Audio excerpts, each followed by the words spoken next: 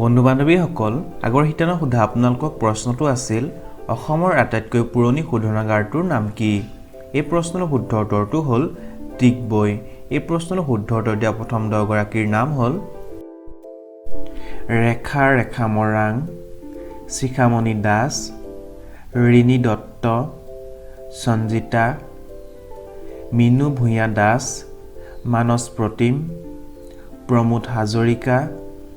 বাহাৰুল ইছলাম বিপুল দাস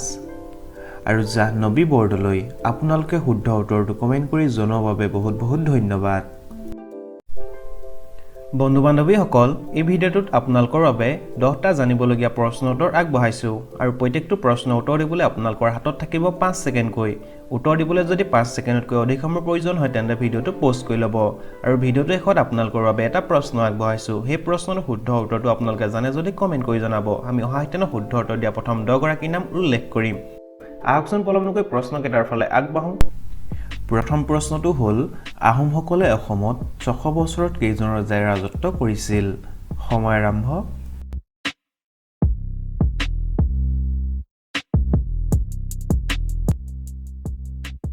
এই প্ৰশ্নৰ শুদ্ধ উত্তৰটো হ'ল 40 জন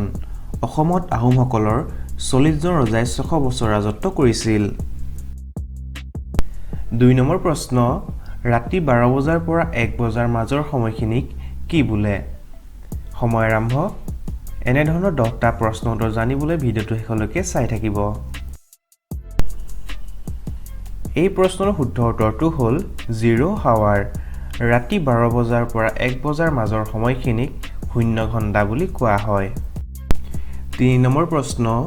ভাৰতৰ কোনজন ব্যক্তিয়ে এবাৰত 10 কেজি জলকীয়া খাব পাৰে সময় আৰম্ভ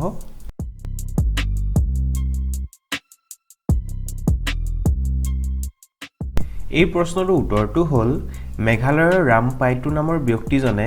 এবাৰত 10 কেজি জলকীয়া খাব পাৰে 4 নম্বৰ প্ৰশ্ন বৃদ্ধ বয়সৰ মানুহৰ কোনটো গ্ৰন্থি বিলুপ্ত হৈ যায় আপুনি জানেনে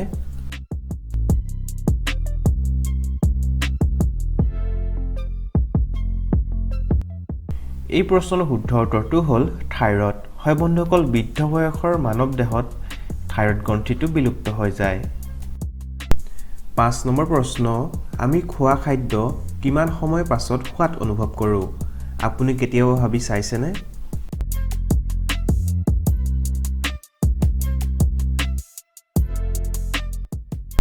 এই প্ৰশ্নৰ উত্তৰটো হ'ল 0.0015 ছেকেণ্ডৰ সময়ৰ পাছতে আমি খোৱা খাদ্য সোৱাদৰ অনুভৱ কৰোঁ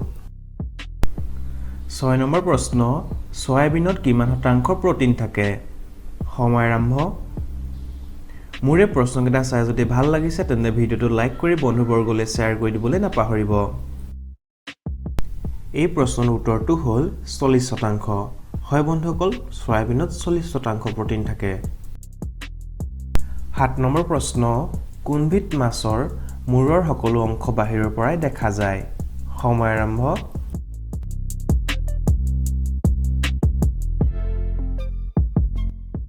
এই প্ৰশ্নৰ শুদ্ধ উত্তৰটো হ'ল বাৰেল আই ফিছ এবিধ মাছৰ মূৰৰ সকলো অংশ বাহিৰৰ পৰাই দেখা পোৱা যায় 8 নম্বৰ প্ৰশ্ন আমাৰ মগজুটো কি কৰিলে সম্পূৰ্ণ সক্ৰিয় হৈ উঠে সময় আৰম্ভ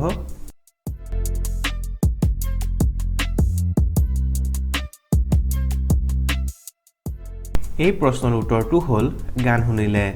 আমাৰ মগজুটো গান শুনিলে সম্পূৰ্ণ সক্ৰিয় হৈ উঠে 9 নম্বৰ প্ৰশ্ন কি ফল মাইক্ৰ অভেনত গৰম কৰিলে বিস্ফোৰণ হয় আপুনি জানেনে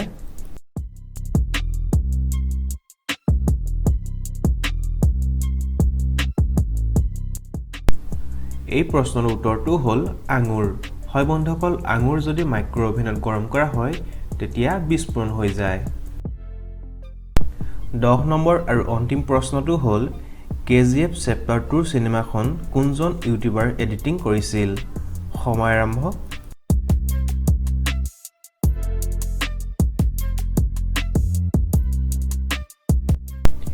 এই প্ৰশ্নৰ উত্তৰটো হ'ল উজ্জ্বল কুলকৰ্ণী 19 বছৰীয়া ইউটিউবাৰ উজ্জ্বল কুলকৰ্ণীয়ে সুপাৰহিট সিনেমা KGF চেপ্টাৰ 2 নামৰ সিনেমাখন এডিটিং কৰিছিল বন্ধু বান্ধৱীসকল আপোনালোকৰ বাবে আগবঢ়োৱা আজিৰ প্ৰশ্নটো হ'ল পৃথিৱীৰ আটাইতকৈ ডাঙৰ বীজটো কি এই প্ৰশ্নৰ শুদ্ধ উত্তৰটো আপোনালোকে জানে যদি কমেন্ট কৰি জনাব আমি অহা হেতেনে শুদ্ধ উত্তৰ দিয়া প্ৰথম 10 গৰাকীৰ নাম উল্লেখ কৰিম মোৰ এই প্ৰশ্নকেইটা চাই যদি ভাল লাগিলে তেন্তে ভিডিঅ'টো লাইক কমেন্ট শ্বেয়াৰ কৰিব আৰু আপুনি যদি মোৰ চেনেললৈ প্ৰথম আহিছে তেন্তে এনে ধৰণৰ প্ৰশ্ন উত্তৰ পাই থাকিবৰ বাবে মোৰ চেনেলটো সাবস্ক্ৰাইব কৰিবলৈ প্লিজ নাপাহৰিব